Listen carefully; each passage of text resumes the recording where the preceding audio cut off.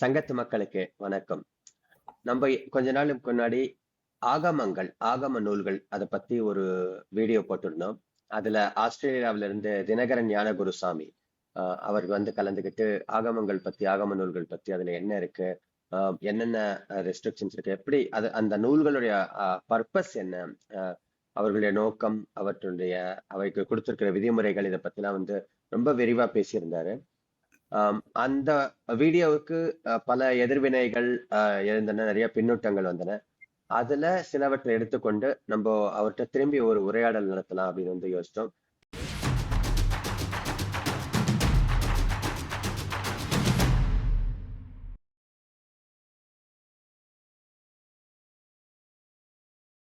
வணக்கம் சார். வணக்கம் சார். திரும்பி கலந்துகிட்டு ரொம்ப நன்றி.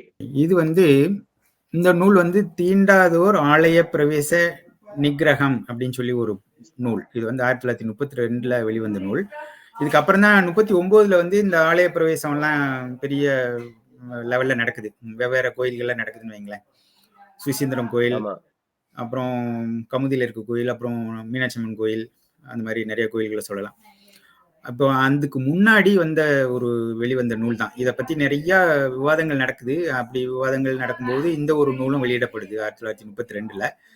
இந்த நூல் வந்து சொல்ற விஷயங்கள் வந்து நிறைய அந்த ஆகம நூல்களை இருக்கக்கூடிய விஷயங்களை தொகுத்து நிறைய இடங்கள்ல கோட் பண்ணிடுது இந்த நூல் வந்து. அதனாலதான் இதுல இருந்த விஷயங்களை நான் என்னோட நூல்ல கொண்டு வந்திருக்கேன். இதுலதான் வந்து சொல்லுது யார் யார் எங்க நிக்கணும், அல்லது இவங்க சண்டாளர்கள் வந்து கோயிலுக்குள்ள போனாங்கன்னா அதுக்கு வந்து பரிகாரம் என்ன அப்படிங்கிறது ஒரு பெரிய ஒரு சேற்ற அளவுக்கு போகுது. இப்ப வந்து 143வது பேஜ்ல இருக்காது.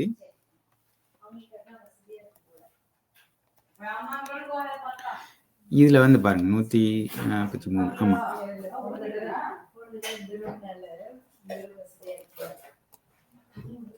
ஆமா, இப்போ இந்த சண்டாள பிரவேச பிராய்ச்சித்தம் வருமாடுன்னு இருக்கு பாருங்க. ஸோ இது வந்து ஒரு முக்கியமான ஒரு இன்ஃபர்மேஷன். என்னன்னா, இவங்க வந்துட்டாங்க அப்படின்னா யாரெல்லாம் உள்ள கோயிலுக்குள்ள வந்தாங்கன்னா எப்படி தீட்டு வந்துருது, அப்புறம் வந்து அதுக்கெல்லாம் என்ன பிராய்ச்சித்தம் பண்ணணும் அப்படிங்கிற விஷயத்த பத்தி இது பேசுது. ஓகே, இது வந்து கீழே வரைக்கும். இப்போ வந்து குரங்கு, கோழி, புறா, ஒரு இதெல்லாம் வந்தது அப்படின்னா அதுக்கப்புறம் அதுக்கு பிராய்ச்சித்தம் என்ன பண்ணணுங்கிறதுக்காக கீழே சொல்றாங்க. அதுல வந்து இந்த சண்டாளர்களையும் சேர்த்து குறிப்பிட்டிருக்காங்க. முக்கியமா என்னன்னா, அதாவது வேற கீழே கொஞ்சம் ஸ்க்ரால் பண்ணுங்க. மறைவாக பிறந்தவர்கள் அது மட்டும் கிடையாது. இத சிவனை ஏத்துக்காதவங்க அல்லது அந்த மூலவரை ஏத்துக்காதவங்க கூட இதுல வர்றாங்க. அதாவது இப்ப நீங்க வந்து சைவ கோயில்ல அதாவது பரவாயில்ல, ஒரு லாஜிக் இருக்கு. நீங்க சிவனை ஏத்துக்கலன்னா நீங்க வரக்கூடாது உள்ள. ஆப்வியஸ்லி வரதுல அர்த்தம் இல்ல. அது ஒரு லாஜிக்காவது இருக்கு. பிரதிலோம கலப்பினார் பிறந்தவர்கள். ஓகே, ஆமா, இது வந்து பிரதிலோமம் அனுலோமம் இருக்கு பாத்தீங்களா. அனுலோமத்தை அவங்க விட்டாங்க பாருங்க. இப்ப அனுலோமம் அப்படிங்கிறது என்னன்னா, ஆண்கள் வந்து உயர்ந்த ஜாதியில இருக்கணும், உயர்ந்த ஜாதியில இருக்கிறவங்களா இருப்பாங்க, அதாவது இருபிறப்பாளர்களா இருக்கணும். பெண்கள் வந்து சூத்திர ஜாதியில பிறந்தா அது பிரச்சனை இல்லை. ஆனா இது வந்து பிரதிலோமம்ங்கிறது என்னன்னா, சூத்திரன் ஆணா இருக்கிறான், பெண் வந்து முதல் 3 வர்ணத்தவரா இருப்பாங்க. பிரதிலோம, அதான் பிரதிலோமம் அப்படிங்கிறது. அதான் ரொம்ப முக்கியமான ஒரு தகவல், சரிங்களா. அவங்க எல்லாம் இந்த லிஸ்ட்ல சேர்த்துறாங்க. அவங்க எல்லாம் இந்த கோயிலுக்கு போனாங்கன்னா நம்ம வந்து இது பண்ணணும், என்ன பண்ணணும்னா பரிகாரம் பண்ணணும். இதுக்கு பாருங்க, உள் மண்டபத்திலாவது 2வது மண்டபத்திலாவது நுழைந்தால் பிராய்ச்சித்தம் செய்ய வேண்டியது, சரிங்களா. இவங்க எல்லாம் எங்கெல்லாம் நுழைஞ்சாங்களோ அந்த இடத்துக்கு எல்லாம் போயிட்டாங்க அப்படின்னா அதுக்கு பிராய்ச்சித்தம் பண்ணணும், பரிகாரம் பண்ணணும், சரியா. சோ இதுக்கப்புறம் வந்து சண்டாளர், பானகன் முதலானோர் நுழைந்தால் அதிகமாய் சாந்தி செய்ய வேண்டும். அதுல என்னன்னு தெரியல, சண்டாளனோட சேர்த்து பானகன் அப்படிங்கிறதுக்கு டெபினிஷன் பார்க்க வேண்டியிருக்கு. சண்டாளன் முதலானவர்கள் கற்ப கிரகத்தில் நுழைந்தால் அதுக்கப்புறம் சம்ரோஷணம் செய்யணும், அதேதான் கீழே. ஸோ இதுக்கு ஒன்னொன்னுக்குமே இவங்க வந்து பிராய்ச்சித்தம் கொடுக்குறாங்க. எங்கெல்லாம் நுழைஞ்சாங்கன்னா என்னென்ன பண்ணணுங்கிறதான் இது. இங்க பாருங்க, சண்டாளன் உள் மண்டபத்திற்கு நுழைந்தால் மூர்த்தி ஹோமம், 2வது மண்டலத்தில் நுழைந்தால் சாந்தி ஹோமம் செய்யணும். அடுத்து வந்து இது ரொம்ப முக்கியமானதுதான், இதே இது பஞ்சராத்திர ஆகமம் சொல்றது சம்ஹிதை, அதாவது வைணவ ஆகம நூல்கள் இருக்கு இல்லையா, ஆகமம்னு சொல்லாம அவங்க சம்ஹிதைன்னு சொல்றாங்க இல்லையா. சம்ஹிதை, ஆமா. ஆமா, இது அந்த பஞ்சராத்திரம் சொல்றத வந்து இதுல குறிப்பிட்டிருக்காரு அவரு. சண்டாளன் முதலியவர்களுள் எவனாவது கோயிலில் நுழைந்தால் அங்குள்ள மட்பாண்டங்களை எல்லாம் எரிந்துவிட்டு மற்ற பாத்திரங்களை அஸ்திர மந்திரத்தால் புரோஷித்து ஸ்நானம் செய்து அங்கே நின்று கொண்டு கபில மந்திரத்தை 1100 முறை ஜெபித்து கோயில் முழுவதும் சுத்தி செய்யணும். ஸோ இதுல இருந்து ஆரம்பிக்குது அவங்களோட ப்ரொசீஜர், அதாவது வைணவர்களோட கோயில்கள்ல. அதுக்கு கீழே அதுக்கப்புறம் வருது, தீட்டுள்ளவர்களாவது மகா பாதகங்களை செய்வர்களாவது சண்டாளர்களாவது பிரசவித்த ஸ்திரீகளாவது மாதவிடாய் பெற்ற ஸ்திரீகளாவது மிலேச்சர்களாவது வெளிநாட்டுக்காரங்க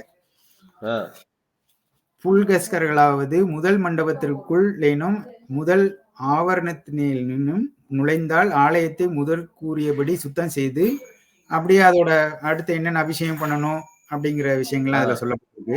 இது எல்லாமே அந்த திருமஞ்சனம் செய்யறது எல்லாமே அதை பற்றி வருது. அதுக்கு அடுத்த வந்து கீழே வந்து சண்டாளர்களாவது சக்லியர்களை பத்தி அதுல வருது. தெரியாமல் விஷ்ணு ஆலயத்தில் 1 மாதம் வரையில் வசித்து விட்டால் மட்பாத்திரங்களை எரிந்துவிட்டு ஆலயத்தை சுத்தி செய்து பசுவின் சாணத்தால் மூழ்கி பிறகு முழுவதும் அக்னியினால் சுத்தி செய்ய வேண்டியதுன்னு போட்டிருக்கு. அக்னினால் என்ன, ஏதாவது ஹோமமோ இதோ யாகமோ வளர்த்து. ஆமா, சரிங்களா. சோ இது ஆமா அதுவும் இருக்கு, இது எல்லாமே செய்யணுங்கிறது தான். அதுக்கப்புறம் வந்து பிராமண போஜனம் பண்ணணும். இந்த கீழே இருக்கு பாருங்க, பிராமண போஜனம் பண்ணணும்.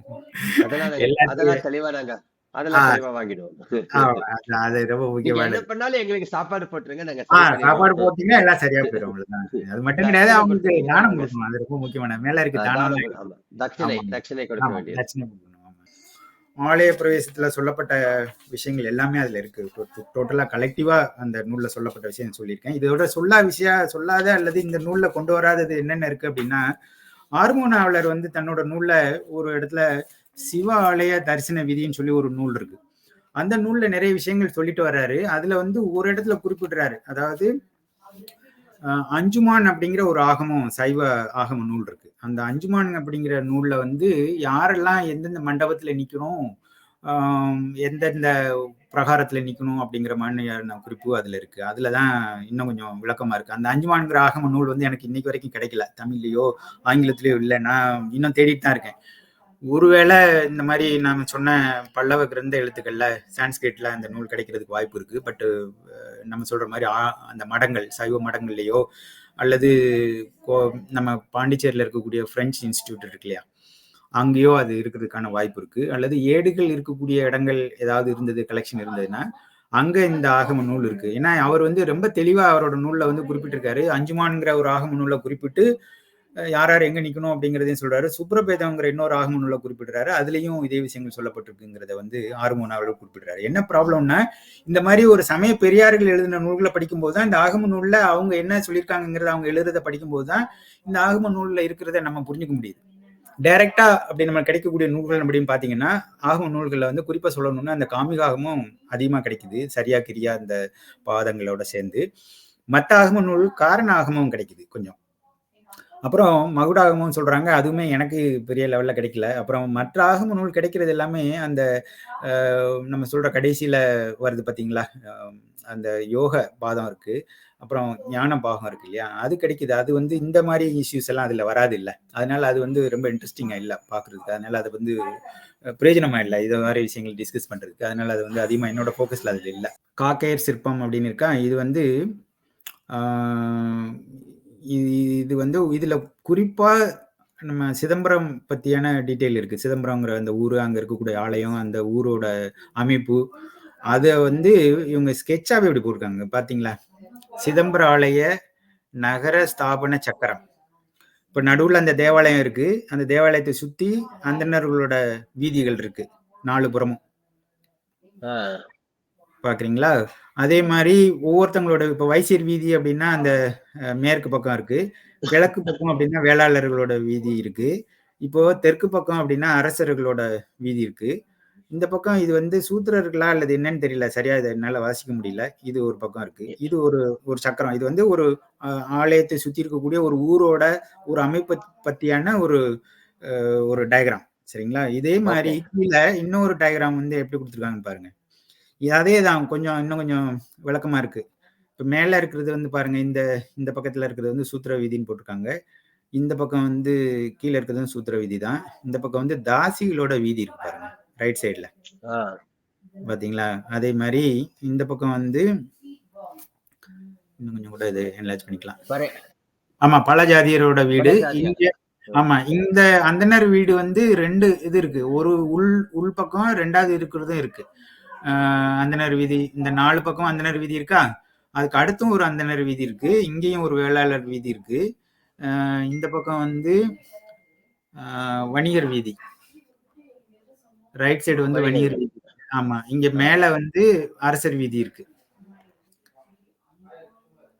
இந்த பக்கம் தாசிகளோட வீதி. ஸோ இப்படிதான் ஒரு நகரத்தோட அமைப்பு இருக்குங்கிறத அவங்க குறிப்பிட்டிருக்காங்க இந்த நூல்ல.